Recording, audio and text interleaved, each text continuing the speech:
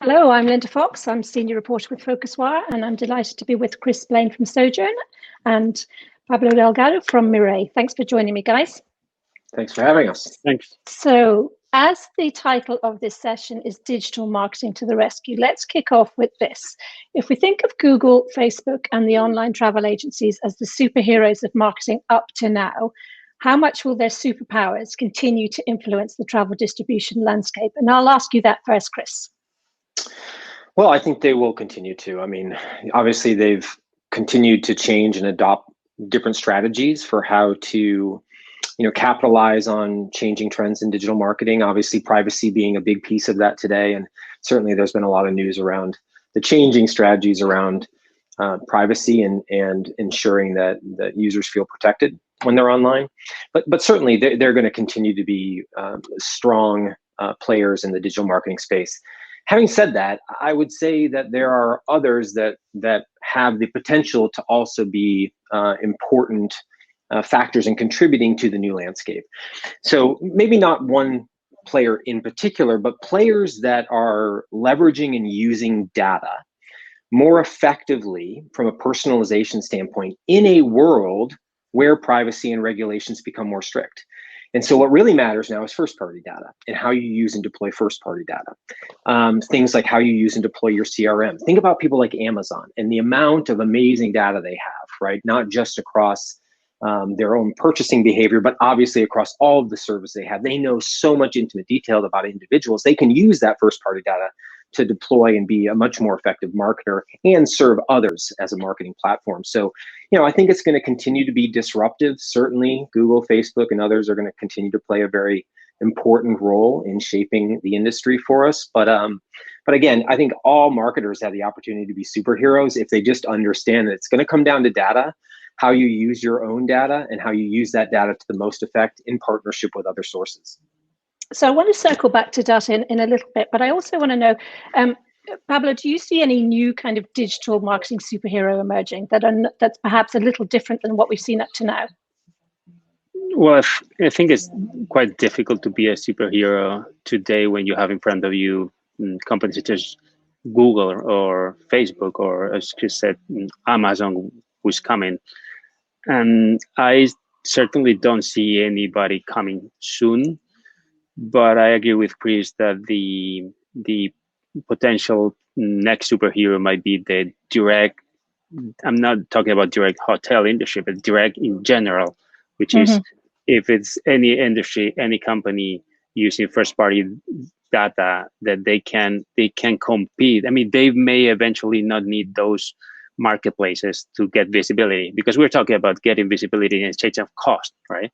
But if you have your own data and you can use it, the problem is that hotels or many industries don't have any data, and that's the first problem. The second problem is they have no clue how to use it. So I mean, we're still far, but I think it's a real opportunity. But superheroes, I don't think there will be anybody, at least in a couple of years. I don't see any company. Okay, so you mentioned direct booking there, and that is widely being spoken currently as kind of the latest, biggest trend. Now, marketers must be kind of floundering. What do they invest in? How do they prioritize? So Pablo, talk to me about what are the sort of starting small steps they might take to capture business currently. Well, the pandemic is or was, depending on how optimistic you are, a great opportunity for hotels to redefine their entire strategy, distribution strategy. So they have an empty book, so to speak, that they have to write again. So the first thing that they need to understand is that they cannot make the same mistakes they did in the past, because they have everything, they can redo everything. So what we're doing with our clients is, first of all, is very closely selecting or cherry picking the channels that they have to work with. We were used to work with everybody, right? Just plug it into the channel manager and work with it, and that's not working anymore. That doesn't need to happen. So you cherry pick the channels that you get visibility, real visibility, not visibility in competition with other channels who get the same users, right? Try to get incremental visibility, right? And maybe you just need 2 OTAs, or maybe 3, no 100. So just cherry picking the channels, Second thing is creating an authentic or true value proposition of booking direct, which again is you can create your own loyalty club, as we were speaking in the last session, or just give something that users can touch and feel and enjoy from the very first booking. That might be price, might be service, but give something. If you don't give anything special, the incentive to book direct is minimal, right? And the third big step is just creating a marketing strategy from lower in the funnel to upper in the funnel. Many hotels want to start like the house from the roof, right? They like to be very up in the funnel. Now, that's very expensive. The rules there are different. The players there are different. You can find Instagram, you can find Facebook, you can find just influencers, but low in the funnel, you basically have Google, right? But that's very efficient. So once you cover the lower part of the funnel, you can go up. And maybe companies such as Sojern, even Mirai. I mean, there are a lot of companies that can help you manage that investment. But that's the usual path that we recommend our hotels to follow. And Chris, from your perspective, do you, what role can destinations play in this in terms of reactivating demand and helping perhaps even sustain this direct booking trend? Yeah, I think destinations play a critical role in a couple of key areas. Well, first of all, it was interesting. I was on a webinar not too long ago with one of our partners in Fjord, Norway, and I was asking her, what's the biggest challenge that you have in serving your constituents, your hotels, your attractions, and others in your destination?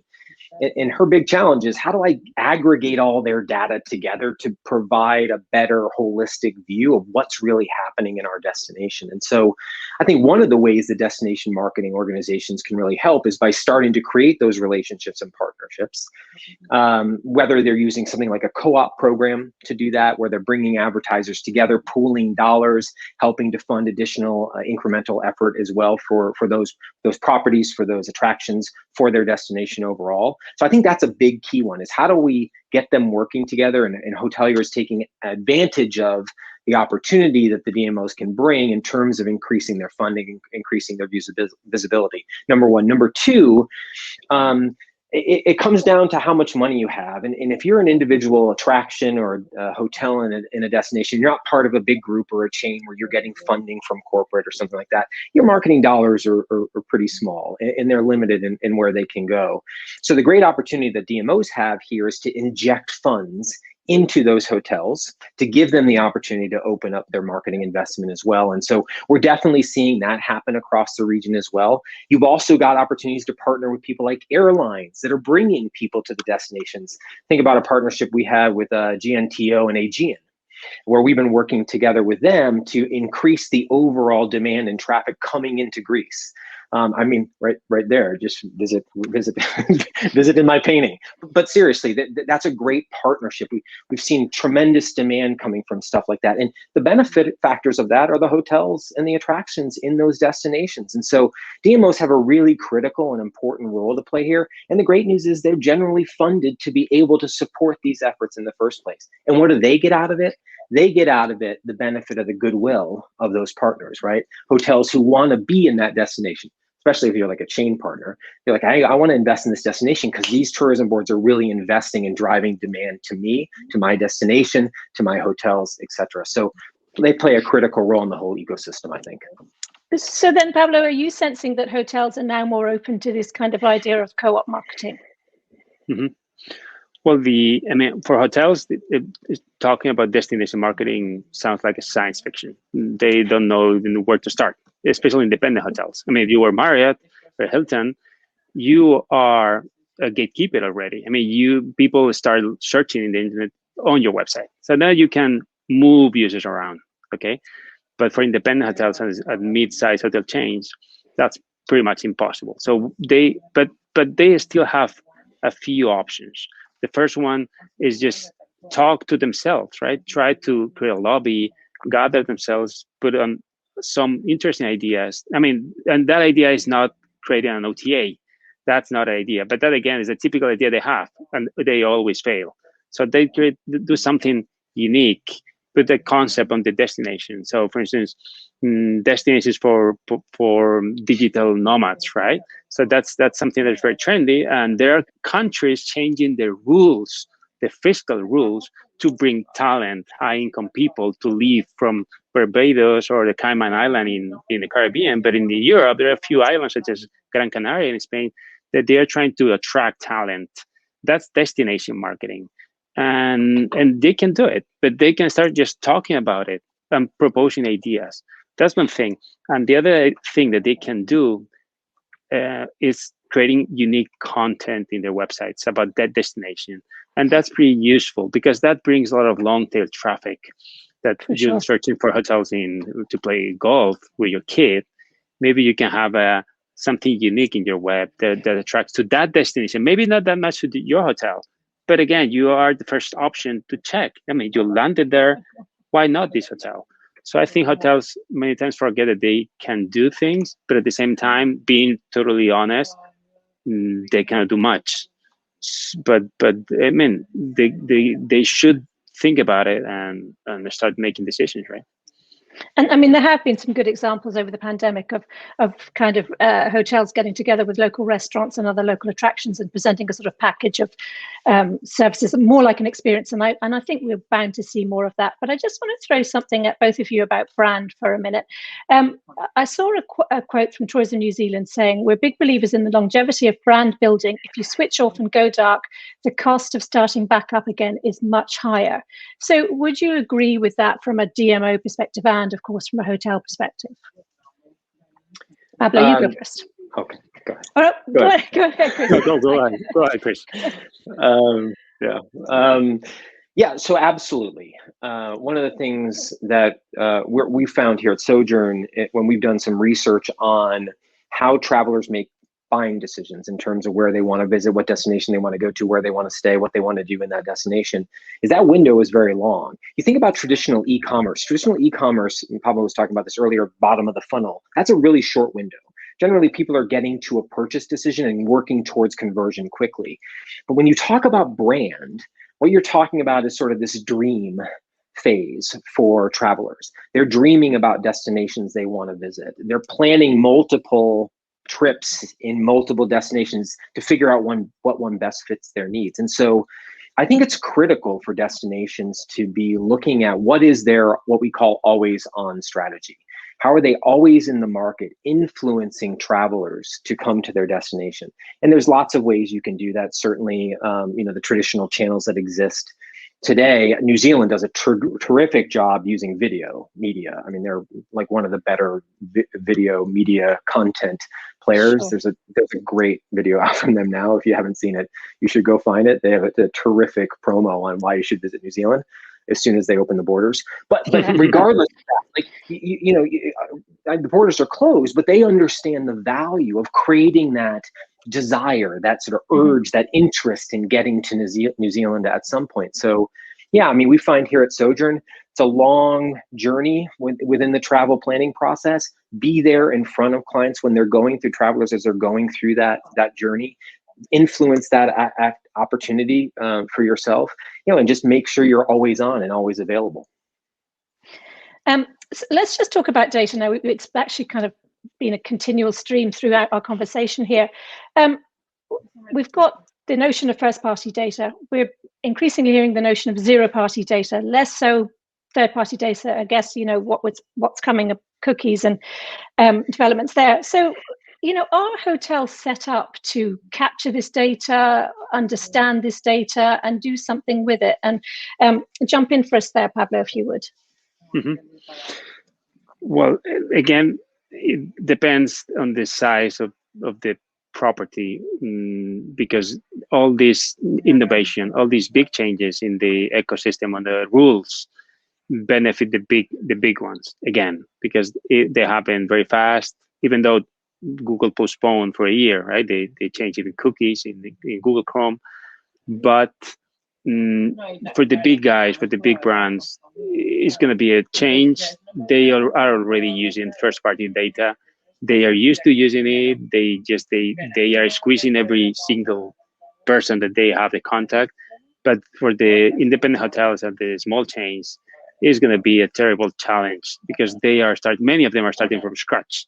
And they will have a real threat that the OTAs or the intermediation will get a big chunk of their maybe direct bookings because they will be lost.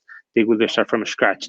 However, they have an opportunity because they still have time, but the time to start doing things is now. I mean, it's not next year. It has to be now. Many of them have many hotels have very obsolete PMSs. That's the first problem.